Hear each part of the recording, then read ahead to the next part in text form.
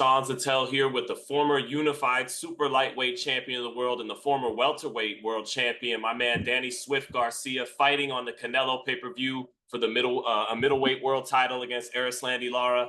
What's going on, Danny? I'm doing great. Well, let's get to it, man. Let's get the activity talk out of the way. One fight in the last 4 years since you fought Spence for the welterweight titles.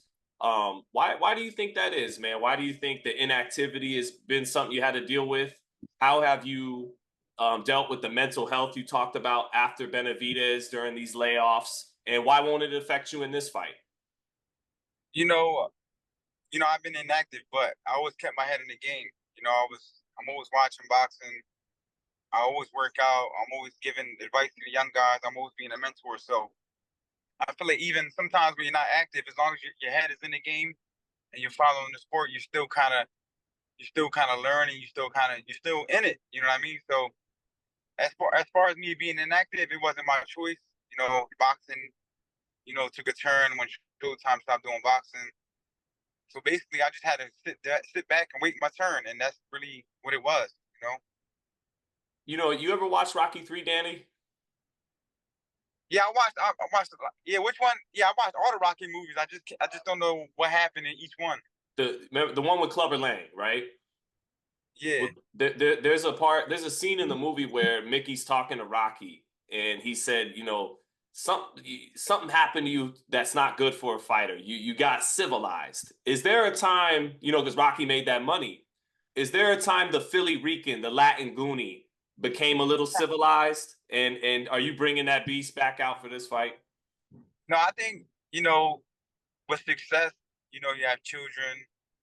Of course, you're not you don't have like that same mentality when you're young and you just want to go out there and you're mean. But I still got the passion. I still love boxing, and as long as you still have the passion and you love what you do, I feel like you're always gonna get great results. You're gonna wake up, go running, you're gonna go to the gym, and you just enjoy what you do. And that's what I do. I just enjoy it.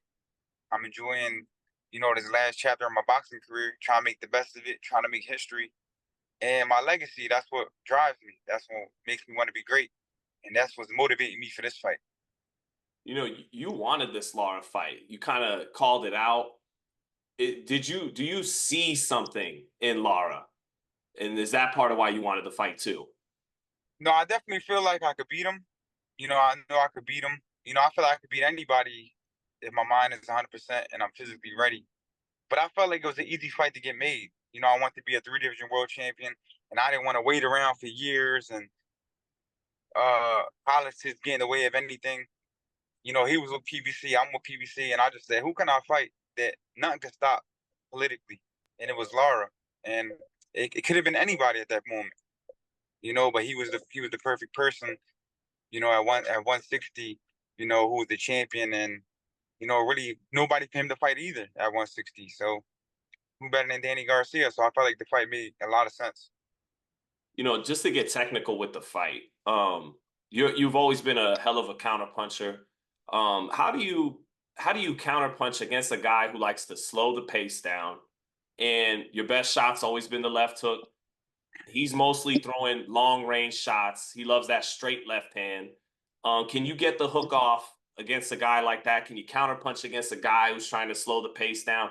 Do you see something where he drops his right hand a little bit when he lets that straight left go? Just break it down for me, DSG, as much as you can. Yeah, you can definitely counterpunch the counterpunch. It's just you gotta have the right technique.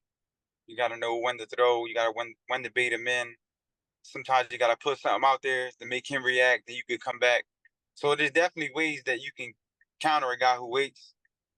But for me, I think the most important thing for me in this fight is just being myself. Go in there and have fun. Get off first. Don't wait. Try not to make a lot of mistakes because he's the type of fighter you make mistakes, he's gonna try to make you pay. He's a crafty guy. He sticks to the game plan. He doesn't take any risk. He doesn't take any. So I got to go in there and fight a smart fight, get my punches off, and just win round by round. I know you're also Danny Montana, but you fighting a guy from Cuba, man. So you need to tell the fans exactly why you beat this guy, man. You gotta what is gonna make you the better fighter, you think, on fight night?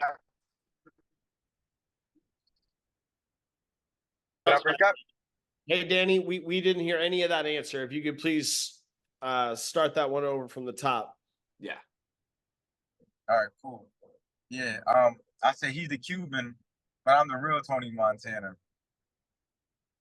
I hear you, So man. this is why. You know, it seems like the Hall of Fame means a lot to you. You've been talking about how you're deserving of the Hall of Fame already, but you want to kind of cement it with a win over Lara. If you let's say so the Hall of Fame voters are on the fence. You know, I don't know, should I put DSG in the what would you say to that? You know, I feel like, to be honest, I feel like I'm already a Hall of Famer. If you look at my run at 140, and you look at my run at 147, I did nothing but, for the past 12 years in boxing, fight the best fights. You know, I made a home for myself at the Barclays Centers. I definitely been one of the faces of boxing in the last 10 years. Sold out the Barclays Center many times, won multiple championships, won as an underdog, you know, defended my title, fought everybody put in front of me. So all I did was give the fans what they wanted to see for 12 years straight. Never complained, never did no bitching, just go in there, fight the best, beat them, you know, and win championships. And look at me, hopping up another weight class for my legacy to show the world why I deserve to be in the Hall of Fame. You know, do you want to face Terence Crawford if you win this title? He's moving up the divisions right now. I mean, since you fought all the other star welterweights from your era, like is that a fight you want before it's all said and done? You know, first I got to get past Lara. Yeah. I never been a fighter to overlook anybody. You know, he's coming to fight. He's coming to whoop me. I'm coming to whoop him. But you know, we get this victory. You know, the sky's the limit. You know, any big fight could be made. So I'm not ruling nothing out. I just got to get past this guy first, and then we can talk about whoever you want to talk about. Yeah, well, that basically answers the next question. Is there well, Lara's first and foremost. I mean, you know, I get it, but any obstacle you still want to climb in the sport, you know, beyond Lara? Anything on your mind in that regard? Yeah, definitely. I would love to avenge one of my losses. Okay. Which You one? know, definitely the third fight or Spence. I know Porter's.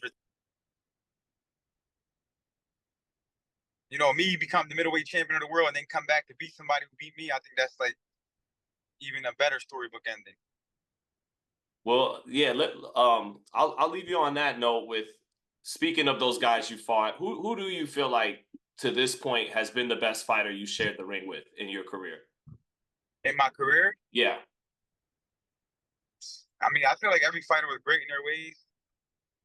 I would probably say Amir Khan was the most talented one. And then And speed, yeah. yeah, I would say he was the most talented one. But I feel like every fighter was great in their own way. You know?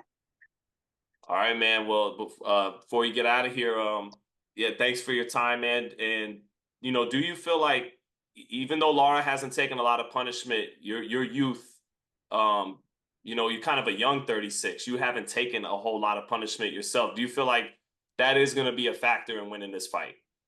Absolutely. Because, you know, a lot of people don't know I'm a late bloomer. You know, I didn't go through puberty till I was like 16. No lie. But you know, in my 20s, I never, you know, I never smoked. I never did drugs. I mean, even to now, I never smoked. I never did no drugs. So I really took care of my body. You know, I never put no extra wear and tear on my body. Of course, I went out and had my fun, but I never did no type of drugs. And I feel like that's why my body still would compete at this level at 36. All right, man. Hey, Danny, thanks for your time, man. Pleasure catching up with you. Looking forward to the fight September 14th. Appreciate you, man. Anything you want to say to the fans, go for it. But otherwise, thanks, man. Appreciate you.